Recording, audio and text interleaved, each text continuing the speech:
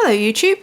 I've got a simple soup recipe for you today for a couple of reasons. The first of all, I picked up these gorgeous chestnuts from Easter Greens in Edinburgh. They are huge, beautiful, fresh chestnuts, and I love chestnuts. I can't get enough of them.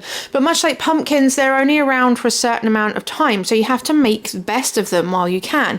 So I've got these beautiful chestnuts that I've roasted them and I've been eating them, but I want to do something special with them. So I'm gonna make a soup. There will be more chestnut recipes coming because, like I say, I love them. But first up is the soup.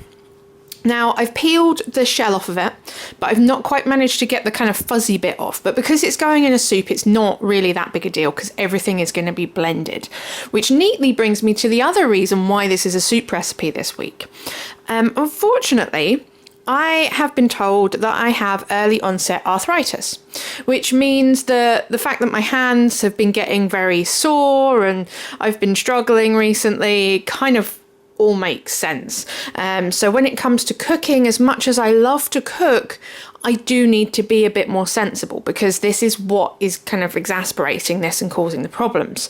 It means that I'm going to have to be doing more meal preps, more like large batch cooking rather than cooking small things for every single meal, every single day.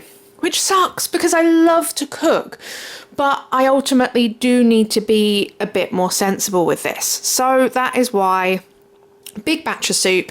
This is going to get me and Leo sorted for the rest of the week because we're both at work.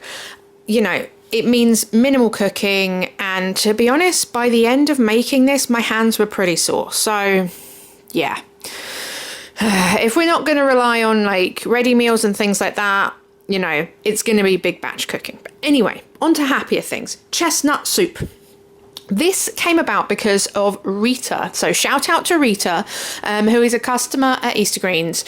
And we were talking about fresh chestnuts because you don't seem to see them very often, especially these huge ones that we've got.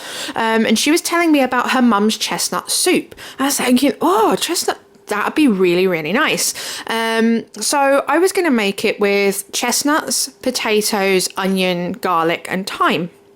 And she very, very kindly sent her mum's recipe through Easter Greens Facebook. And her mum's is chestnuts, mushrooms, garlic, onion, and mint, which I found very interesting. So seeing as I can't follow a recipe to save my life, I've kind of gone for a mashup between the two. I've put in the potatoes to give it a bit more kind of substance. I've put in the mushrooms because that sounds amazing with the flavour and it will just turn silky. Onion and garlic, they're forever my friends. And I've stuck with the thyme because, I don't know, mint just sounds a bit too adventurous. Plus, I've got so much thyme at home and it smells amazing and I never know what to do with it. So there we have it. So I've cooked all that until the potatoes are soft. Now I've stuck the mushrooms on top so that they more steam, so they don't go kind of slimy and kind of shriveled while the potatoes cook. And then once it's all soft, I've added some coconut milk and also, what else did I add in there?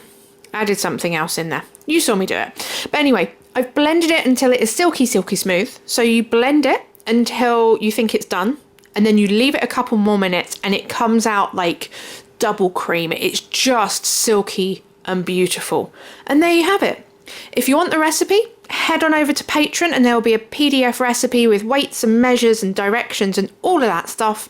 So thank you for watching and I'll see you again soon. Bye.